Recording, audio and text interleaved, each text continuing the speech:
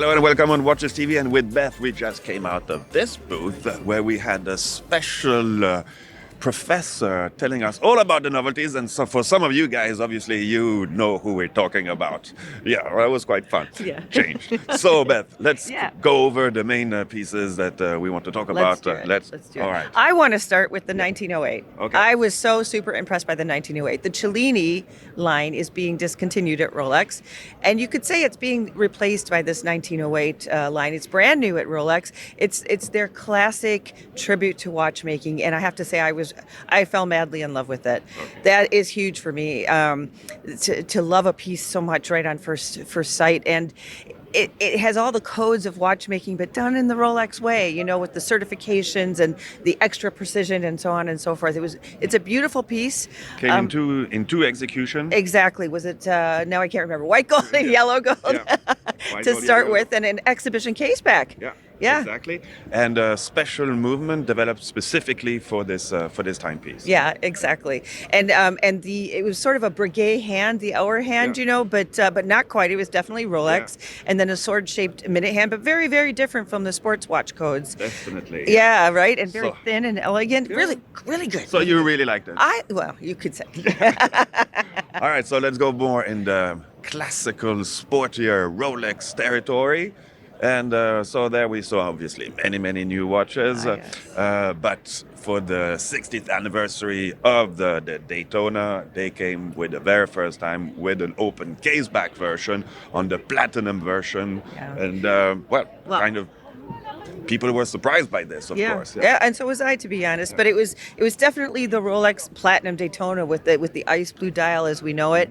But when you turn it over, you got a big surprise. Voila, the movement. Yeah, with some kind of special decoration, Côte de Genève, on some of the bridges there. And, once we did this deconstruction with Pete Speak, Right, yeah, and yeah. just opening up. It was just a regular sub, but nevertheless, I mean, when you open this thing and you see the movement, I mean, they have nothing to be ashamed of in terms of how things are done. Okay, it's maybe industrial, but they take good care of what they do, and there's no reason why to not show it in a certain way. But apart that, it's part of their DNA, let's say, to keep things a little bit on the secretive side. Under secret wraps. Very Rolex, very Exactly, Rolex. exactly. Yep. And then we saw obviously other models with slight little variations here and there, the way they do it. But I mean, that's the way Rolex is. Yeah. Yeah. Then we have the Oyster Perpetual Celebration. Yeah. Now, I think someone over here really liked that I watch. thought that was pretty cool. But obviously, I mean, it's something that you wouldn't expect either from them. Right. But so it's it's a little bit funkier. It's fun. It's different. I have to say, to be honest, I mean, I really appreciate that Yeah, one. it was definitely really fun, and there's a lot of details with it that you wouldn't expect from a Rolex. I mean, it's only like around 5,000 Swiss francs. Comes in three sizes: 31, 36, and 41, I 41, believe. that's correct. But it's the dial that's the masterpiece here. It's not just your average dial. It's pad printed, but pad printed with I don't remember how many layers, but each little balloon on the dial was balloon or a bubble. Each color is pad printed separately, and then the black outlines of each one of them at the end. So this is like a real masterpiece in terms of dial making for Rolex. Yeah. So we saw obviously new Cosmograph, a new version of the Sky Dweller. Yeah.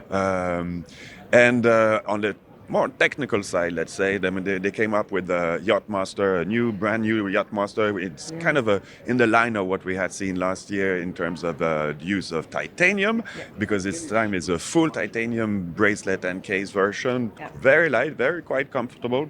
I also quite like that one. And I guess people also are kind of looking for this one. It will be gone very fast, I guess. Yeah, I believe so too.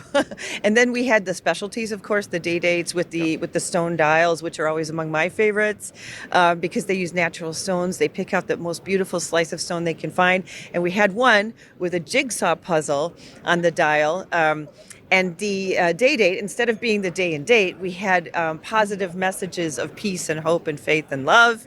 and instead of the date, it was emojis, Rolex designed emojis. I mean, I really had a blast playing with that one. It was good fun. All right. All right. Yeah. So anything else you want to add about this year's edition of Rolex show? I think overall it was a super cohesive collection. A lot, as it usually is, a lot of small details change, but they always make a lot of sense. They're always trying to improve what they do, and it's always better and better and better. It was really, really nice. I found everything really, really made sense, and it was beautiful. All right. Well, I had fun attending this show with you here at Rolex, and well, see you guys later. Thank you. Ciao. Bye. Bye.